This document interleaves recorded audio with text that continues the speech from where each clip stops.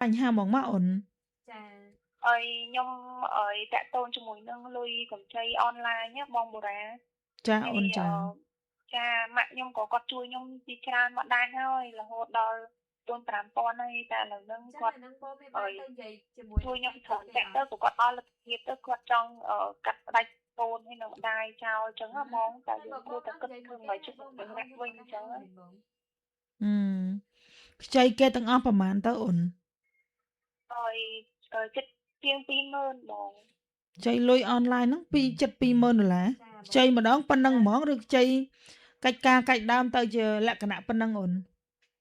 យើងខ្ចីពីមួយទៅមួយអញ្ចឹងហ៎បងអ្នកនៅកន្លែងធ្វើការជាមួយគ្នាអញ្ចឹងហ៎បងអឺហើយខ្ចីដំបងផ្ដើមពីលុយប្រហែលចឹងពេលបងចាញ់យើងប្រកាសចូលពីដល់ថាត្រឹមខ្ញុំឲ្យបង50រៀល60រៀលទៅហើយខ្ញុំចេះតែខ្ចីចុះឡើងទៅតនេះដកពីនោះផងនោះដកពីនេះផងនេះឲ្យខ្ញុំបានបង្កម្កើនទៅប្រកាសជាជួយប៉ុណ្ណឹងអញ្ចឹងហ៎បងចឹងយើងខ្ចីច្រើនម្ចាស់ណាបងទៅណាវិញម្ចាស់បំណុលហ្នឹងកើនឡើងកាន់តែច្រើនឡើងទៅចៃថ្មីអឺប្រកាសជួយបងអីលុយអនឡាញហ្នឹងវារឿងមួយតាលុយផ្ទាល់នេះជាមួយនឹងមិត្តរួមការងារនេះមានកណ្ដាស់ស្នាមកិច្ចសន្យាមួយគេអត់ទេខ្ញុំអត់មានទេបងអឺហើយចង់បានដំណោះស្រាយបែបម៉េចទៅអញ្ចឹងអូនដំណោះស្រាយខ្ញុំអត់ចង់បាត់បង់ម៉ាក់ខ្ញុំចឹងបងព្រោះម៉ាក់គាត់ជួយខ្ញុំច្រើនមកហើយតែខ្ញុំមិនដឹងថានិយាយមួយគាត់របៀបម៉េចទៀតដើម្បីឲ្យគាត់ជួយជាក់លើយើងចឹងចាចុះឥឡូវលុយកាក់ហ្នឹងគាត់សងឲ្យអស់5,000ហើយយើងនៅចាពាក់គេ720,000ទៀតចាហើយយើងដំបងប្រាប់គាត់ប្រហែលចាបងដំបងយើងប្រាប់គាត់ថាចាពាក់ប្រហែល10000បងអឺចឹងគាត់ជួយសង5,000ហើយចន្លងយើងថានៅ720,000ទៀតចាតែដើមហេតុអូនឯងយកលុយទៅណាអីក៏ចំណាយច្រើនមែនអូននឹង720,000អើយជួឡើយខ្ញុំតែយកទៅដាក់តុងទីនគេហើយដល់ពេលហ្នឹងទៅក៏គេរត់បាត់ចឹងបងតែពេលហ្នឹងទៅខ្ញុំបងឲ្យគេបន្ថែមខ្ចីចុះឡើងទៅធ្វើឲ្យវាកើនដល់ប៉ុណ្ណឹងចឹងបងចុះសប្តាហ៍ថ្ងៃអូនឯងមានមុខរបរការងារអីធ្វើទេខ្ញុំធ្វើការដែរបងធ្វើនៅធនាគារចំណូលយើងបានប្រហែលប្រហែលក្នុងមួយខែខែ500ដែរបងអញ្ចឹងឥឡូវមិនម្ចាស់បំណុលហ្នឹងគេរឹតបន្តឹងត្រូវតែដាច់ខាតសងគេ1 2 3ចឹងទៅចាឥឡូវយើងព្យាយាមនិយាយជាមួយម្ចាស់បំណុលទៅយើងអាចសងតាមលទ្ធភាពដែលអាចធ្វើទៅបានឬក៏មិនអីមិនចឹងខ្ញុំព្យាយាមនិយាយបានដែរជា4-5នាក់ហ្មងប៉ុន្តែដោយសារតែប្រចាំបំណុលនឹងច្រើនអញ្ចឹងទៅខ្ញុំបបាក់និយាយមួយគាត់មួយចំនួនធំដែរអញ្ចឹងហ្មងយើងនិយាយម្ដងមួយនិយាយបានប៉ុណ្ណាយកប៉ុណ្ណឹងអូនសល់ប្រហែលចាំគិតទៀតចំពោះអនឡាញកម្ចីតាមអនឡាញអានឹងទុកចោលម្ដុំទៅព្រោះយើងសងតមកតែអស់ជីវិតទៀតក៏សងមិនចប់ដែរអានឹងទុកចោលមួយឡែកសិនទៅបើវាចង់ផុសអីចង់ធ្វើអីរឿងវាទៅតែសំខាន់នេះអ្នកដែលយើងស្គាល់នេះមិត្តភ័ក្តិរាប់អាននេះដែលយើងធ្លាប់ទៅខ្ចីគេបាននេះនឹងសុំគេទៅមួយខែប៉ុន្មានហើយចំពោះម៉ាក់យើងនិយាយយ៉ាងម៉េចក៏គាត់លែងទុកចិត្តយើងដែរដោយសារអីយើងអត់មានសកម្មភាពណាមួយដែលគួរឲ្យគាត់ទុកចិត្តក្រៅពីសម្ដីណាចឹងមិនបាច់ទៅសុំអង្វរគាត់ឲ្យគាត់ទុកចិត្តដោយការប្រើពាក្យសម្ដីនិយាយទៅទេតែធ្វើសកម្មភាពឲ្យគាត់ឃើញណាមានន័យថាយើងព្យាយាមដោះស្រាយចង់នៅរបៀបម្នាក់ឯងអញ្ចឹងបងខ្ញុំចង់មានម៉ាក់មានពុកអញ្ចឹងចុះឥឡូវមិនគាត់ដេញយើងចេញពីផ្ទះអញ្ចឹងចាខ្ញុំដឹងថាខ្ញុំខុសបងខ្ញុំខុសមួយម៉ាក់ក៏ចិត្តជួយខ្ញុំច្រើនមកដែរតែខ្ញុំអត់ចង់បាត់បង់ម៉ាក់ឲ្យនឹងពុកមករស់នៅម្នាក់ឯងអញ្ចឹងទេអញ្ចឹងហ៎បងចឹងមិនខ្ញុំជួបបងតែខ្ញុំគួរតែនិយាយមួយម៉ាក់របៀបម៉េចទៀតចាំឲ្យម៉ាក់ជឿជាក់ថាខ្ញុំនឹងរកលុយដោះគេកុំឲ្យម៉ាក់ពិបាកចិត្តទៀតចឹងគាត់ចាប់ផ្ដើមដេញចេញពីផ្ទះប្រហែលថ្ងៃហើយប្រហែលជា6ថ្ងៃហើយបងគាត់ដេញហ្មងបង្ខំឲ្យយើងត្រូវតែចេញពីផ្ទះគាត់តែហ្មងចាហើយគាត់យកម៉ូតូយកអីឲ្យយើងជិះទៅធ្វើការទៀតចឹងបងអូនឯងនិយាយត្រង់បានទេប្រហែលលើកហើយអូនដែលយើងធ្វើសកម្មភាពបែបអញ្ចឹងចាបង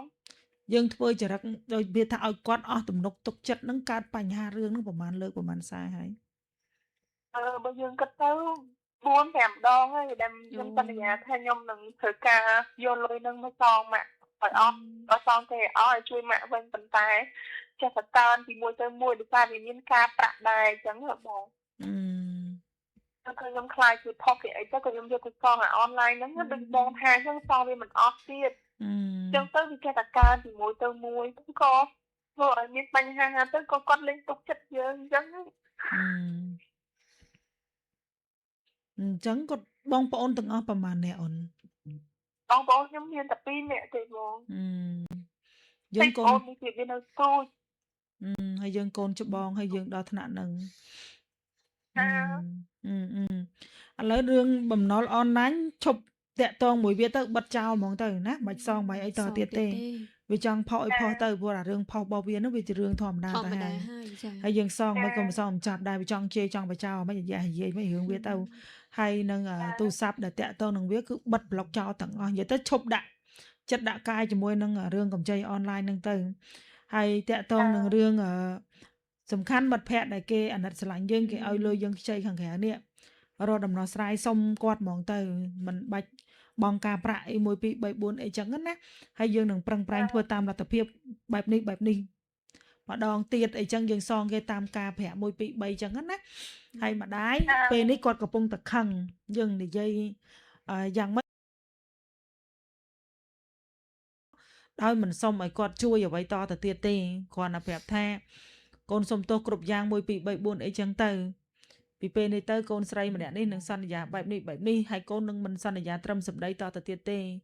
កូននឹងធ្វើឲ្យម៉ាក់ឃើញ1 2 3ទី2អារម្មណ៍របស់គាត់មួយទៀតថាគាត់ចង់ដោះលែងមើលថាតើពេលដែលអត់ពីគាត់ទៅតើយើងរៀនរស់នៅម្នាក់ឯងរៀនឈរលើគោចំហខ្លួនឯងបានអត់ចឹងចាត់ទុកថាគាត់កំពុងតែបង្រៀនយើងឲ្យយើងរៀនរស់នៅជាមនុស្សម្នាក់ដែលត្រូវទូរែកទទួលខុសត្រូវដោយខ្លួនឯងព្រោះប៉ាម៉ាក់យើងក៏មិនអាចនៅទូរែកជំនួសយើងបានរហូតដែររូបកាយចាស់ជរារបស់គាត់កាន់តែកើទៅមុខដើរទៅមុខបន្តិចម្ដងហើយគាត់គ្មានកម្លាំងពលំឯណាសម្រាប់មកការពារយើងបានរហូតទេបើយើងមិនជួយយឹតយងខ្លួនឯងអនាគតទៅមុខទៀតនឹងទៅជាស្អីហើយសម្រាប់ពួកគាត់សក់ក្បាលរូបរាងខ្លួនឯងឃើញស្រាប់ហើយវាចាប់ផ្ដើមទ្រុឌទ្រោមហើយប្រែប្រួលពីសក់ខ្មៅទៅជាសក់សពីស្នាមមុខដែលតឹងទៅជាជ្រួយជ្រួញស្បែកធ្លាប់តែមានភាពស្រស់ថ្លាទៅជាធ្លាក់អីចឹងខ្លួនឯងគិតមើលហើយកូនគាត់ធំឡើងបែរជាមិនអាចឲ្យគាត់ពឹងអីបានតែគាត់ពិបាកចិត្តប៉ុណ្ណាទៅខ្ញុំចង់បងដឹងម៉ាក់ខកចិត្តទៅខ្ញុំចង់ឲ្យគាត់ផ្ដល់ឱកាសឲ្យខ្ញុំជាលើកចុងក្រោយជាមួយគាត់ចឹងបងខ្ញុំនឹងមានមិនអត់ទេព្រោះគ្មានឪពុកម្ដាយណាទៅកាត់ចិត្តដាច់ពីកូនបានទេប៉ុន្តែគ្រាន់តែពេលវេលានេះគឺគាត់មិនអាចតន់ឲ្យយើងបានទេចឹងណាអូនចឹងដូចបងនិយាយចឹងទុកឲ្យពេលវេលានេះវាទៅមុខបន្តិចសិនចាំប្រហែលជាមួយអាទិត្យទៅ2អាទិត្យទៀតឲ្យគាត់តិចចិត្តបន្តិចសិនព្រោះឥឡូវកូនដឹងហើយថាគាត់កំពុងតែខឹងយល់ទេគាត់កំពុងតែខឹងអញ្ចឹងឲ្យកំហឹងគាត់នឹងស្រក់ចុះបន្តិចម្ដងទៅចឹងបន្ទាប់មកទៀតយើងធ្វើសកម្មភាពឲ្យគាត់ឃើញថាយើងបានផ្លាស់ប្ដូរហើយយើងបានកែប្រែហើយយើងបានបដូរទម្លាប់របស់យើងហើយអញ្ចឹងណាអូនតើខ្ញុំធ្ងន់លើការចែកបងលើការគេទាខ្ញុំច្រើនពេកទៅខ្ញុំក៏យកជៀនគាត់ទៅលួចអញ្ចឹងណាហើយក៏គាត់ខឹងខ្លាំងគាត់ថាយើងនឹងមិនដេញមិនយកជៀនដែលគាត់ឆ្លាញ់ជឿទៅលួចនឹងគឺជាកំហុសរបស់ខ្ញុំដែលខ្ញុំដឹងប៉ុន្តែខ្ញុំថាចាំពេលខ្ញុំបើកលុយខ្ញុំឲ្យមកវិញប៉ុន្តែដោយសារតែគេបន្ទាន់លុយនឹងពេកខ្ញុំរកអត់បានក៏ខ្ញុំយកទៅលក់តែក៏គាត់ខឹងរឿងហ្នឹងតែគាត់លេងទុកចិត្តយើងអញ្ចឹងហ៎បងអញ្ចឹងត្រូវតែឲ្យគាត់ខឹងសិនហេតុអីយើងធ្វើខុសដល់ប៉ុណ្ណឹងមិនអនុញ្ញាតឲ្យគាត់ខឹងសោះអញ្ចឹងចេះតែទាមទារការអនុញ្ញាតឲ្យគាត់លើកលែងទោសឲ្យយើងអញ្ចឹងបើគាត់ផ្ដល់ការលើកលែងទោសឲ្យយើងច្រើនដងហើយហ្នឹងឲ្យគាត់ខឹងម្ដងទៅឲ្យគាត់បានរំសាយចិត្តពីការដែលគាត់ខំលះបង់គ្រប់សពបែបយ៉ាងហើយកូនគាត់នៅតែអញ្ចឹងបើសិនជាគាត់ចេះតែឃើញយើងខុសចេះតែលើកលែងខុសលើកលែងអញ្ចឹងតើពេលណាទៅកូនគាត់នឹងរឹងមាំតើពេលណាទៅកូនគាត់នឹងខ្លាចទៅជាមនុស្សម្នាក់ដែលល្អ ហើយជាកូនស្រីទៅទៀតចឹងត្រូវតែឲ្យគាត់ខឹងស្អប់យើងហើយត្រូវតែទទួលយកកំហឹងរបស់គាត់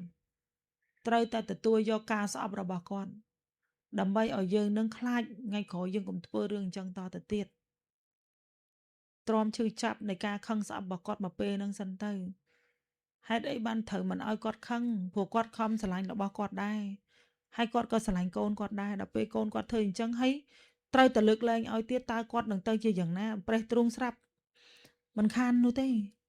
ចឹងបដ ாய் គាត់ខ្លះឲ្យគាត់ខឹងស្អប់នឹងទៅតាមអំណាចអារម្មណ៍របស់គាត់មកប្រើទៅចឹងមួយអាទិត្យទៅពីរអាទិត្យទៀតណាចាំយើងទៅជួបគាត់ក៏គាត់មិនទៅហាមគាត់អីដែរយូរទៅវាចេះរសាយទៅតែឥឡូវនេះវាកំពុងតែឆាប់ឆេះដូចអណ្ដាតភ្លើងកំពុងតែឆេះសន្ធោសន្ធៅអញ្ចឹងណាអូន ចា ចាហើយនឹងអ្វីដែលធ្វើឈ្នះចិត្តគាត់បានត្រូវតែធ្វើឲ្យគាត់ឃើញថាយើងពិតជាបានផ្លាស់ប្ដូរកែប្រែមែនតែនតាមរយៈកាយវិការការដឹងខុសក៏ដឹងត្រូវមិនមែនលើត្រឹមសម្ដីទេគឺនៅលើទង្វើធ្វើឲ្យគាត់ឃើញថាយើងពិតជាបានព្យាយាមឈ្មោះឈ្មោះដោះស្រាយបញ្ហាខំប្រឹងធ្វើតែកុំឈ្មោះឈ្មោះទៅលើកបដាក់ពីមួយទៅមួយពីមួយទៅមួយដោយការកើនបំណុលតទៅទៀត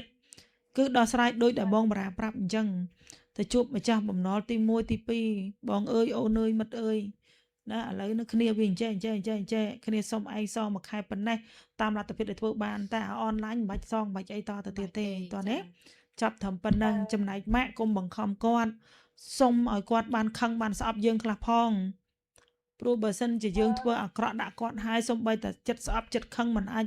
ធ្វើទៅបានគាត់ក៏ប្រេះទ្រូងស្លាប់ដែរពីព្រោះគាត់ក៏ជាមនុស្សដែរគាត់ឈឺចាប់ណាស់ទៅហើយឲ្យគាត់បិទមាត់បិទភ្នែកមិនឈឺចាប់ខ្លះចាំតែលើកលែងឲ្យយើងរហូតអញ្ចឹងកាលណាយើងចេះដឹងខុសចេះកែខ្លួនទៅនឹងគឺជាមេរៀនដែលគាត់ចង់បង្រៀនឲ្យយើងស្គាល់ថាពេលដែលធ្វើខុសវានឹងទទួលកំហុសអីហើយពេលដែលសាងរឿងអីវាទៅទទួលផលអីចឹងទទួលទៅព្រោះអ្វីទាំងអស់ហ្នឹងយើងជាអ្នកសាងវាមកទទួលយកការពិតហើយប្រឹងដោះស្រាយវាដោយបោះជំហានម្ដងមួយទៅហើយមិនចាំបាច់ប្រឹងដោះម្ដងទាំងអស់ទេដោះម្ដងមួយទៅដូចអនឡាញអញ្ចឹងបិទឈប់តាក់ទងឈប់សងឈប់លវិលវល់ហើយបើចាស់បំណុលផ្សេងទៀតមើលអ្នកណាដែលគេអាចលើកលែងបាននិយាយទៅអ្នកណាលើកលែងមិនបានក៏ទទួលយកឲ្យប្រឈមមុខដោះស្រាយវាទៅតើនេះអូនអានឹងបងឲ្យជាយោបល់តែប៉ុណ្្នឹងទេណាសល់ប្រមាណសង្ឃឹមថាបងអូននឹងពិចារណាហើយនឹងទុកឱកាសឲ្យអ្នកបណ្ដាយគាត់បានរសាយចិត្តខ្លះផងគុំទៅរកួនគាត់អីណាហើយយើងក៏គុំធ្វើអីផ្ដេសផ្ដាស់ប្រឹងតែកសាងខ្លួនអភិវឌ្ឍខ្លួនរក្សាខ្លួនឲ្យល្អឲ្យគាត់មើលឃើញថាយើងពិតជាបានផ្លាស់ប្ដូរនឹងកែប្រែមែនតែន